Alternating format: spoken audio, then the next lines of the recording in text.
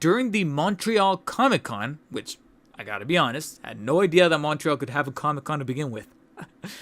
But naturally, McFarlane would show something in Montreal since he is a fellow Canadian. He would take something to bring attention to said Comic Con in the form of a McFarlane Toys DC Multiverse, the Batman 2022 Batmobile. Which is actually now kind of surprising that we haven't gotten already. Since then, not only has the movie been out for quite literally years, to the point where people are still wondering why the hell it took so long to get a script made for part 2, but also, considering all the stuff that James Gunn's doing with the DCU and whatnot, but also the fact that it seemed like McFarlane was kind of done with the line, with its already fair share of vehicles in the form of the drifter bike and the actual bat cycle. So it's pretty curious to see that he's finally checking some boxes off in terms of fan demand by giving us more Batmobile. And one of those is a Pattinson Batmobile, which not only got showcased in this box here, which is most definitely a I don't know how I guess you could call it a prototype box, because if you look a little carefully, I don't know if it's just something in my brain, something's a little off about the logos and the stamps and the little bit of architecture illustration happening with the pictures. Because if you look a little careful, is it just me, or is the gold label sticker supposed to be like right at the edge, and yet you have this empty space between the rim of the box, or like the corner of the box, and the gold label sticker or the stamp? Like, it's supposed to be at the very edge, and yet it's kind of off to closer to the center, and I'm like, that looks a little off. And then furthermore, you have the actual logo for the Batman movie, as well as the DC Multiverse logo, which I'll take back what I said in that Superman video comparison video, because I thought to myself that they were going to only utilize this logo for the movies, the Superman movie stuff, but now it looks like they're also going to be utilizing it on the new DC Multiverse line for the remainder of 2025 and probably the first half of 2026. So it's being utilized here as well with the slanted kind of like off-skewed logo. But the logo in and of itself, the DC Multiverse logo, you'll notice is also a little off-center, because it's usually lined up with this little white tab that usually has the name of the product, and yet it's off to the center. It looks off. So I'm like, yeah, this is definitely a box that they probably just printed one of, got it got it manufactured from the factory in some generic cardboard. None of the durable stuff that usually gets taken to mass production, just so they can have a mock-up, if you will, to show off on floor for Montreal Comic Con. But it's the box at the end of the day. What you really want to see is the actual prototype of the vehicle itself, which you can see right here behind a glass, what appears to be a glass detail case that's also filled with other McFarlane products. Down here at the bottom, I can make out that little resin Batman statue. Oh, I'm sorry, I don't think it's Batman. I think it's a black and white Azrael, if I'm not mistaken. That one, the resin statue down there. As well as the more cowls, like the Batman 66 1/3 scale cowl down there. And then this one, I have no idea which one this one is. But inside of that detail, the main attraction was in fact the Pattinson Batmobile, which is of course modeled after a very heavily modified, muscle car, decked out in black with a little bit of curvature towards the back to resemble wings. But obviously this is meant to be this like muscle car sort of aesthetic, but with all the gears, the little bit of the pointed edges here to mimic that of ears, kind of giving it that influence from maybe the animated series. But again, I'm remarking on the actual design that you see in the movie, along with the engine and then of course the Spitfire here towards the back. But you can definitely make out from the quality of the plastic and a little bit of the lacking of the paint that we have criticized McFarlane before, that this is in fact one of the prototypes that is very, very likely closer to what we're going to get off release. And again, as I mentioned before, sculpt-wise, molding-wise, it looks pretty nice as far as what you get for the price, but I still wish that we could take a few extra measures, especially considering that this is considered a gold label, or at least it's going to be marked as a gold label, which means it might be exclusive to a particular retailer or retailers and not be mass, across all retailers. So my guess is that McFarlane is probably going to give this the same treatment as like the animated series Batmobile, where it might just be a Target exclusive because it's got the gold label sticker, so it's got to be funneled to just one retailer. It's not going to be available across the board to where that morning it's going to be ready to go on like Big Bad Toy Store, Entertainment Earth. Let's cut down to the bottom line. Also, by the way, Dark Side Justice League right here on the 2021 Zack Snyder Justice League. Interesting that that's in the box in there. Is that like a repaint or a variant or something like that? Because that figure is old. It's been out for a while, so I'm wondering why that was included in the box. I don't know if it's like foreshadowing something. I don't know if it's like a reference to an upcoming prototype, release, project, whatnot. But as far as what I'm seeing of the Batmobile itself, it's kind of, like I said, following a similar level of consistency with the other Batmobiles that we've gotten in recent times, as far as the Batman Forever, the Batman and Robin, the animated series, which is effectively just taken from the DC Direct version and just kind of giving it that McFarlaneized treatment, as well as the Tumbler, where for the price point, it's not bad, but the main department that it's always just a little on the undercut side is paint applications. Sculpt work, quality of the plastic, and even adding in some light and sound effects like the Batman Forever, that is quality, that is awesome. But I just wish that attention to including those gimmicks will then be applied to something that's a bit more on the objective technical side, which is paint apps. And it looks like this Batmobile looks pretty business from the front and pretty effective from the front from far away. But when we get a little up close to that Spitfire, thank God for whoever took these photos to showcase, again, something that hopefully there's enough time to rectify, which would be applying a few more extra paint apps on either the Spitfire engine here towards the back, maybe adding a little bit of airbrush to the muzzles down here at the bottom, or applying, that's not too bad for like the dash stickers, because it's always going to end up being stickers. I'm just wondering about the space, because it looks like the door is going to be functional. The doors always end up being functional on the Batmobiles. But I'm hoping that this door is completely functional in a way where we can prop in the McFarlane Pattinson Batman, whether it be the singular release from back in 2022 or the Ultimate Movie 6-pack, which is probably going to be the preferred one since that one came with the cloth cape, so it's going to be much more manageable to flush right in, and he won't have the side eye. The only downside is he's going to have two fists, so putting it by the wheel is going to be a little strange, unless you want to swap out the hands for the one that came in that singular release, along with the extra hand that came inside of the Bat Cycle. So effectively, you need three figures to complete the overall image of making it look like he's actually driving the Batmobile, which is something to consider.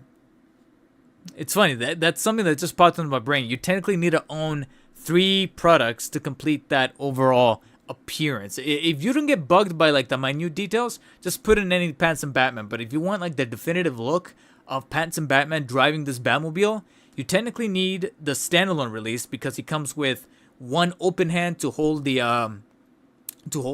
grapple.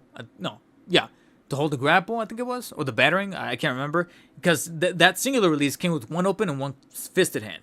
The Ultimate Movie 6-pack comes with the cloth cape. That's much more manageable, but only 2 fists. But then the Bat Cycle came with that its other opposing open hand, so that then you could swap it for the standalone release's fists, so that then he can hold the handlebars on the Bat Cycle. And then that will then give you the hands necessary to hold the wheel for this guy. Holy shit! Isn't that... yeah, that would... damn. But that's, again, only if you're a perfectionist. Is every single McFarlane Toys collector going to do that? No. Is it possible that you could maybe just take some other Batman figure's hands and just swap it out without paying attention to the little details that he's got on the top part of the hand? Sure. But, that, like I said, that's only if you're a perfectionist. That's it. And like somebody mentioned here in the comment, like the fact that he went back and is still completing the Batmobiles is pretty remarkable, because for all intents and purposes, like the movie's been out for 3 years. He didn't really have to go back to this, and yet he did, because, like I said, somebody at either, whether it be Todd himself or what is most likely, I will admit it's much more likelier of this scenario, somebody on the marketing team or on the creator team told to Todd and said, hey, we might be losing the license. Let's give the people what they want. Let's go through those comment sections. Let's go through those YouTube videos. Let's go through those Facebook posts, etc., and see what is like ranking up there as far as like most demanded, what people are consistently asking for. Because for the longest time, people kept talking about a year one Batman, year one Batman, year one Batman. We got a year one Batman. Sure, came with the caveat of being a Walmart and McFarlane Toy Store exclusive, but it got released. It got made to a certain extent, even if it's taking some DC Rebirth parts, but at least it's, kind of appearing as a year one Batman. We're recently getting a Troika Batman and a No Man's Land Batman coming up here pretty soon. And me personally would love an absolute Batman, the yoked up bodybuilder Batman.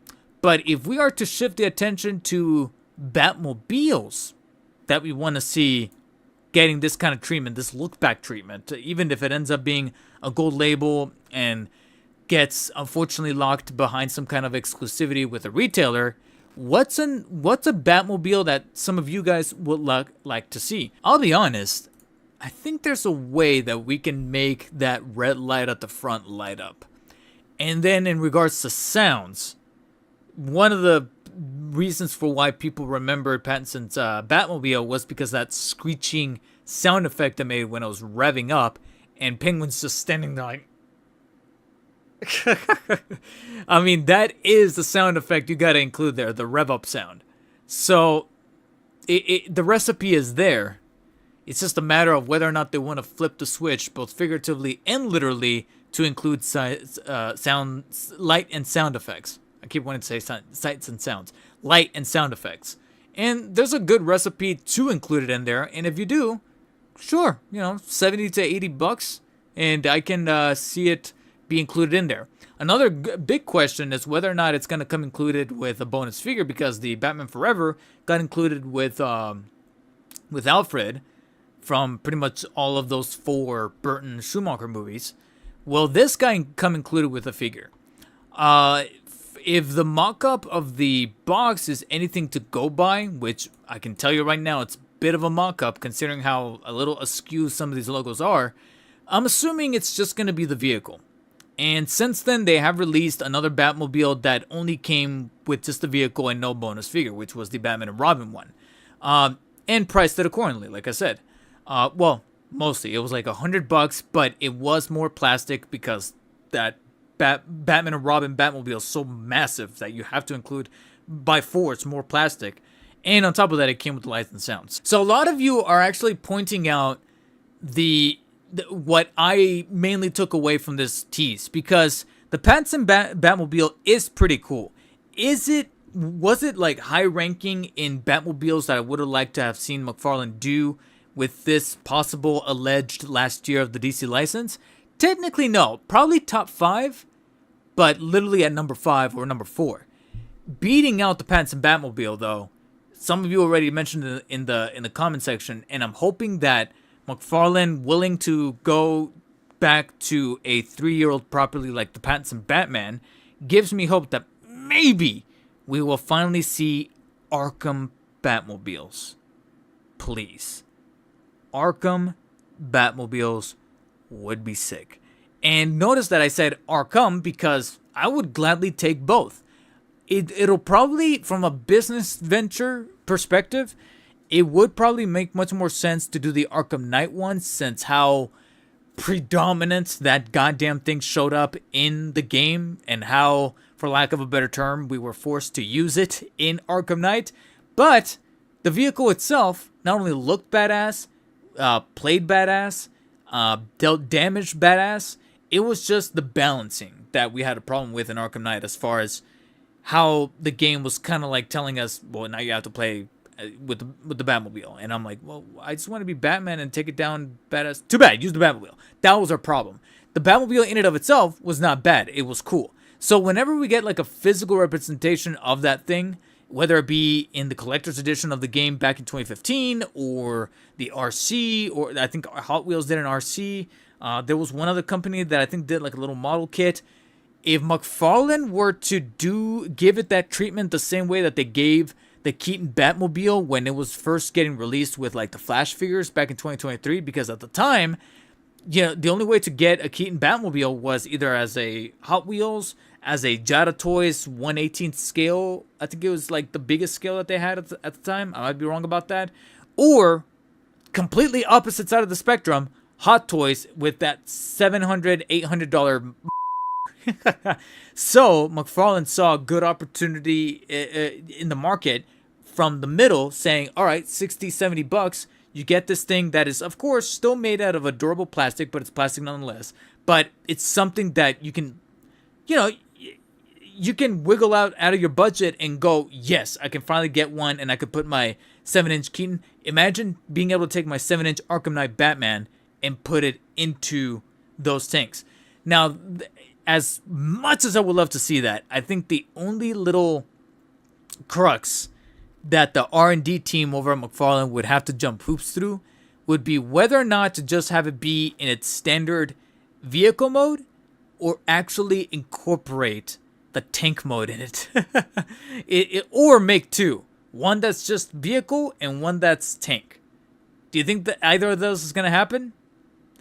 My money would be actually on no. I think they'll probably just go with a safe bet and just say just vehicle. It doesn't switch. It doesn't have the wheels prop. I would bust a nut if they have a McFarlane toy show and they reveal not only are we getting Arkham Knight Batmobile, but even though the price might escalate to a good $110, $120, but they'll be like, hey, $120? But it's got lights and sounds. It's got a functioning canopy. You can open the back to reveal the passenger extra seats, of which he was kept by where he held criminals, where he was escorting people. If you know, you know. And it switches into tank mode, where you can plop out the wheels. They rotate. You can then take the turret as like a separate piece and mount it on top. If it's got these transformative features to it, but they say, hey, it's going to be like 120, 130, I'll be like, Fry from Futurama, take my money. I hate to say it, but that would win me. That would be, if that could be like their last vehicle to go out on and release it like summer of next year to be like, hey, this is how we're going out with the DC license. After this, no more vehicles. I'll be like, do it. Do it. If that's the how you go out, Arkham Knight Batmobile, but it's got the transforming effect to go from tank to vehicle. I would do it. But some of you guys, and going back to, before I lose my train of thought, I mentioned Arkham Knight would probably be the safe choice because of recency bias, because it's the one that was most emphatic.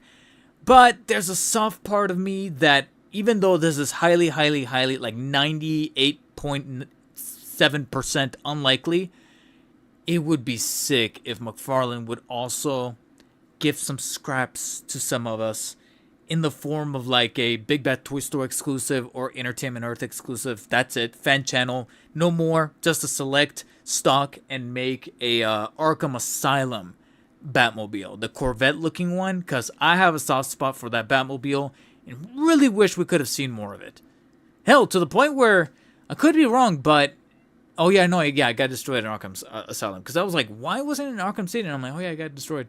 And Arkham City takes place like literally months after Asylum. So yeah, Arkham Asylum Batmobile, that Corvette-ish looking, that very sleek cylindrical one, that would be amazing. But like I said, I am already conceded to the notion that is, if they were to pick an Arkham Batmobile to make a vehicle out of, it'll be Arkham Knight. It won't be Arkham Asylum. It would be amazing. Jumping outside of that, though, I know that some other people mentioned here a BBS / Justice League Batmobile, the much more spaceship-looking one. I know a lot of people have been. I gotta be honest, another fact that I'll concede to. That's another one that I would probably say has a likelier chance of getting made versus any of the Arkham series vehicles. Would probably be Justice League Batman, because he's already put out 2 or 3 Batfleck figures. Most recently, he delved back into the VVS line, and that shit sold quite an awful lot. As far as the armored Batman, as far as the Nightmare Batman, and then of course getting that BVS proper suit Batman that got released in March of last year. So it's been a little over a year, almost a year and a quarter or something like that. So if I was a betting man, I would say we'll sooner get a BVS / Justice League Batmobile off of the Affleck Batman before Arkham Knight. But Arkham Knight or Arkham Batmobiles in general are not taken out of the cards. They're just not first in line. Yeah, if anything, if I was to make a prediction for San Diego Comic-Con next week of McFarlane making a huge announcement at their panel, which they are having a panel, I would say that they're likelier to announce a Justice League Batmobile then. No Arkham Knights. It would be amazing if they would have some Arkham Batmobiles, but I think they're going to be quicker to release or announce, as to say, let's call it a Zack Snyder Batmobile, sooner than that. And then I think somebody else here, like Bones, said a 66 Adam West one. The caveat to that is that technically they already released one, but it was under the DC Direct label. So I don't know what else they could make with that. But one good devil's advocate in your favor, Bones, is that DC Direct one was for the 6-inch Adam West figures. Those like the ones that have like lesser articulation, that were shorter, that were like in the bubble packaging, that were kind of like their own thing.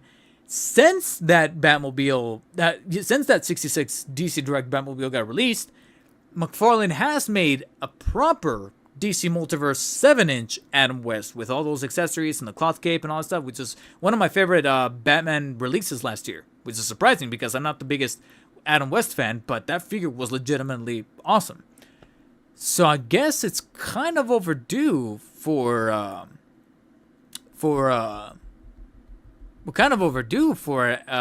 66 Adam West Batmobile to go with the 7-inch Adam West Batman. I guess we could also throw that in as far as checkbox vehicles. And ultimately, these opportunities for the remaining year of the license is definitely what I first thought of when I saw the Pattinson Batmobile. More so than actually the Pattinson Batmobile in and of itself. It's neat, it's cool, but the thing that came to the front of my mind was mainly if he's willing and the company's willing to go back to Pattinson Batmobile, can we go back a little further? And I'm hoping they do.